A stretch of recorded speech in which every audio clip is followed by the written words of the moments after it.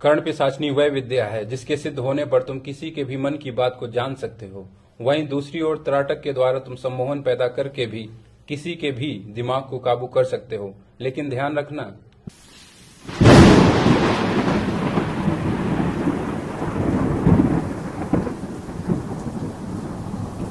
चार तरीके हैं जिनके द्वारा तुम किसी के भी मन की बात को जान सकते हो, किसी के भी दिमाग को पढ़ सकते हो। उन चारों तरीकों पर, चारों विद्याओं पर मैं बात करूंगा। साथ में क्या खतरे हो सकते हैं और कैसे तुम लाभ उठा सकते हो, और साथ में अंत में 3-4 प्रश्न पूछूंगा, तो उसके जवाब दे देना। उसके बाद ही इन विद्याओं पर प्रयोग करके देख लेना। चलो शुरू करते हैं। पहली जो विद्या है वो कर्ण पिशाचनी विद्या है। कर्ण पिशाचनी विद्या को सिद्ध करने के बाद साधक के अंदर ये ताकत पैदा हो जाती है कि वह किसी के भी मन की बात को जान सकता है। कर्ण पिशाचनी विद्या का नाम कर्ण पिशाचनी क्यों पड़ा? एक ऐसी प्रेतनी जो साधक इस विद्या को सिद्ध करता है उसके कान में वास करने लगती है, कान में ही रहती है। इस कारण हमने उसे कर्ण पिशाचनी विद्या कहा। पिशाचनियों में कई सारी विद्याएं हैं, जिसमें कर्ण पिशाचनी और काम विद्या, काम पिशाचनी, ये 2 महत्वपूर्ण विद्याएं हैं। तो इसको साधक कैसे सिद्ध करता है उसकी बात करते हैं। चैनल को प्लीज सब्सक्राइब कर लो। कर लिया? बहुत बहुत धन्यवाद। अब शुरू करते हैं आगे। कर्ण पिशाचनी विद्या के लिए निर्जन स्थान में रात्रि का समय 12 से 4 के बीच में, वैसे 12 से 3 सबसे बढ़िया रहता है, कि 12 से 3 के बीच में कांसे की थाली में सिंदूर जो विवाहित स्त्रियां अपनी मांग में भरती हैं, उसी सिंदूर का प्रयोग करना हो।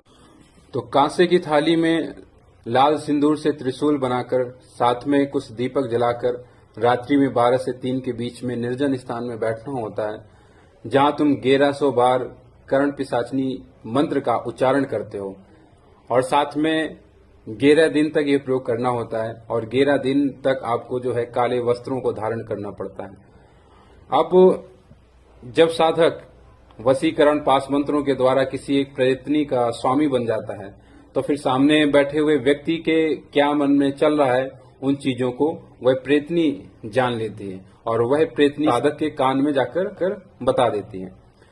तो इसी कारण जब देखा होगा तुमने कि कुछ लोग जो है मन की बातें पर्चे पर लिखते हैं, मन की बातें बताते हैं, वह कर्ण पिशाचनी विद्या के द्वारा उन्होंने ये सिद्धि प्राप्त कर रखी होती है कि वो आपके मन की बात को जान। लेकिन इसमें जो है वो मन की बात आपके अतीत, यानी कि आपने क्या क्या स्मृतियां इकट्ठा की हैं, कौन कौन सी चीजें देखी हैं, उन्हीं चीजों को बता सकता है। भविष्य में क्या होने वाला है, अगले 2 मिनट बाद आप क्या करेंगे, इसकी सूचना कर्ण पिशाचनी विद्या नहीं दे सकती है। तो ये कर्ण पिशाचनी विद्या हो गई। अब दूसरा जो दौर है, दूसरा जो हमारा तरीका है, वो सम्मोहन विद्या का है। और सम्मोहन विद्या कैसे मिलेगी? सम्मोहन प्राप्त करने के लिए तमाम तरीके हैं। उन तमाम तरीकों में से एक जो शानदार तरीका और सरल तरीका है वह है त्राटक। त्राटक में साधक जो है रीढ़ की हड्डी सीधी करके 84 आसनों में से किसी भी आसन में सीधा बैठता है, और अपने से 1-1.5 मीटर दूर कैंडल या फिर घी का दीपक जलाकर अजना के सामने, भ्रुकुटी मतलब 2 आंखों के बीच में जो स्थान होता है, बिल्कुल सीध में उसकी जो लौ का ऊपरी भाग है उसकी तरफ वह अपलक यानी कि बिना पलक झपकाए उसे देखता रहता है, वही है त्राटक। और त्राटक से आंखों में ऐसा आकर्षण पैदा होता है जिससे हम सम्मोहित कर सकते हैं किसी को भी, वह सम्मोहन विद्या है। तो सम्मोहन विद्या के द्वारा हम किसी के भी दिमाग को काबू कर सकते हैं, उसे अपने वश में कर सकते हैं। तो दूसरा तरीका यह है जहां से हम जो है किसी के भी दिमाग में क्या चल रहा है, उसके मन में क्या चल रहा है, इत्यादि चीजों को जान सकते हैं। वहीं जो तीसरा तरीका है वह है एकांतवास का। चैनल प्लीज सब्सक्राइब कर लेना। तो एकांतवास में क्या करना होता है कि आप अपने शरीर को किसी से भी छुआते नहीं हैं, और ऐसी जगह आपको रहना पड़ता है 1 महीने तक जहां कोई आता जाता ना हो, और मौन धारण करना होता है, ब्रह्मचर्य का पालन करना होता है। और ऐसी दशा में जो साधक रहता है भोजन का भी त्याग करना पड़ता है। उसमें ये तमाम शक्तियों में से एक शक्ति ये भी उसके शरीर में पैदा हो जाती है कि वह किसी के भी मन की बात को जान सकता है। तो जो चौथा तरीका है वो सबसे शानदार और सबसे सरल तरीका है, जिसको मैं अक्सर सजेस्ट करता हूं लोगों को, आपको भी कह रहा हूं कि इन 3 तरीकों से चीजें मत करना। ये जो चौथा तरीका है सबसे महत्वपूर्ण है, और वह तरीका है सम्राट होने का, ध्यान में बैठने का। ध्यान के द्वारा जब तुम इन प्रक्रियाओं को पालन करते हो, नियमित रूप से बैठते हो ध्यान में, तो मूलाधार से ऊर्जा जो है अजना की तरफ बहना शुरू कर देती है, और जब ऊर्जा अजना में केंद्रित हो जाती है तो वहां से जो है आप कई प्रकार की चीजें देख सकते हैं। जो चमड़े की आंखों से नहीं देख सकते हो वो अजना से देखा जा सकता है। तीसरी आंख के तमाम रहस्यों में से एक रहस्य यह भी है कि वह किसी का भी भविष्य बता सकती है, और इसमें जो है वह शरीर के अंदर प्रवेश नहीं करता है। हर आदमी जो है अपना संक्षिप्त विवरण लेकर घूमता है, तो उसका ऑरा ही उसके अतीत में क्या हुआ सब कुछ बता देता है। तो उसे ही देखकर तीसरी आंख जिसकी खुली है वह व्यक्ति जान सकता है, और साथ में ही वह कब मरेगा यानी कि भविष्य भी। बाकी तीनों तरीके गुलामी के तरीके हैं, और ध्यान इकलौता वो महासागर है जहां सारी चीजें नदियों की भांति आकर मिलती हैं।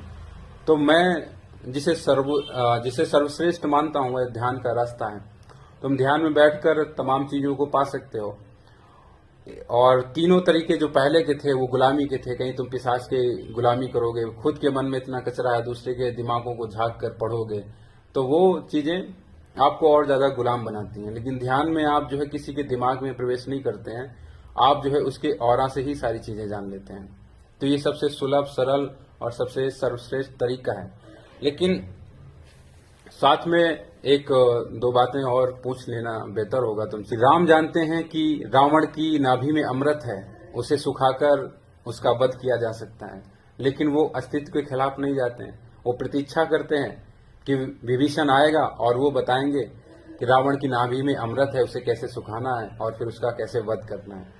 राम को यदि तुम ईश्वर मानते हो तो फिर ये भी जानते होगे कि राम सब कुछ जानते थे, भविष्य देख सकते थे, भविष्य बता सकते थे, लेकिन कभी भी उन्होंने अस्तित्व के खिलाफ काम नहीं किया।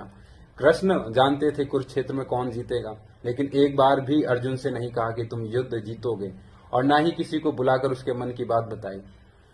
जब स्वयं परमपिता परमेश्वर अस्तित्व के बनाए हुए नियमों को भंग नहीं करते हैं, तो फिर ये जो काम चल रहा है, पर्चे पर मन की बातें लिखी जा रही हैं, ये अस्तित्व के खिलाफ हैं। जो ऐसा काम कर रहा है वो तो हजारों साल पीछे जाकर मरेगा, और तुम्हारे भी जीवन को हजारों साल के लिए पीछे फेंक देगा गड्ढे में। तो इन चीजों को तुरंत बंद कर देना चाहिए और इनके खिलाफ खड़े हो जाना चाहिए। फिर भी मैं ध्यान के माध्यम से तुम्हें एक और तरीका बता देता हूँ कैसे तुम जान सकते हो।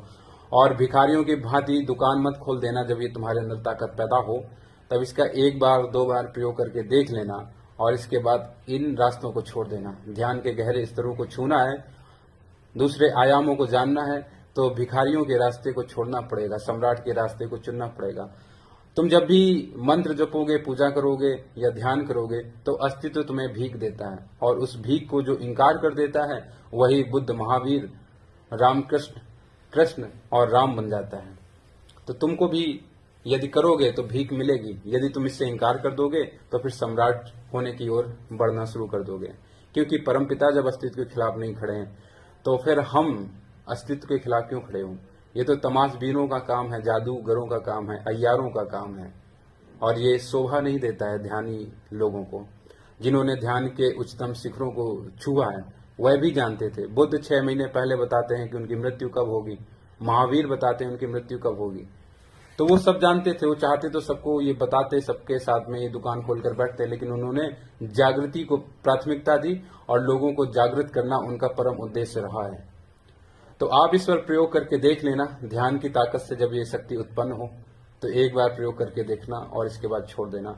मैंने भी इसका 2 बार प्रयोग करके देखा था, लेकिन मैं ध्यान के दूसरे आयामों में भी उस समय काम कर रहा था, जिसने मेरे लिए दरवाजे भी बंद किए और मेरा बड़ा नुकसान किया। उसे फिर मैंने छोड़ा, और फिर आगे काफी मशक्कत करने के बाद ध्यान की गहरी परतों को मैं छू सका हूं।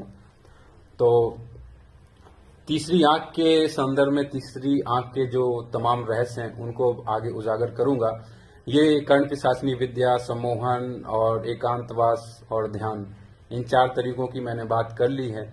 और इनके खतरे क्या हैं? इनके खतरे ये हैं, जैसे कर्ण पिशाचनी विद्या में तुम रात्रि में यदि काले वस्त्र धारण करके बैठोगे तो नकारात्मकता आपको घेरेगी, आप भयभीत होंगे और यदि आप भयभीत होते हैं तो आप फिर आपके साथ कुछ भी उल्टा सीधा हो सकता है, तो इस चीज का भी ख्याल रखें। त्राटक करेंगे तो उसके साथ में सकारात्मक शक्तियों के साथ नकारात्मक शक्तियां भी जागेंगे। एकांतवास में जाओगे तो उसमें भी खतरे हो सकते हैं, यदि कोई आसपास नहीं है आपका गुरु नहीं है तो। यदि आप बिना पूछे बिना समझे सिर्फ सुनकर ये काम करेंगे तो ये नुकसान कर सकता है। और ध्यान में यदि आप बैठेंगे 30-40 मिनट तो ये आपको नुकसान नहीं करेगा, परम शांति देगा। और जो व्यक्ति मन की बात पर्चे पर लिखता है, अगर उसे तुम्हें झूठा साबित करना है तो उसके भी 2 तरीके हैं। तुम उसके पास जाओ और अचानक से हजारों विचारों को एक साथ छोड़ दो, वह कंफ्यूज हो जाएगा, नहीं बता पाएगा।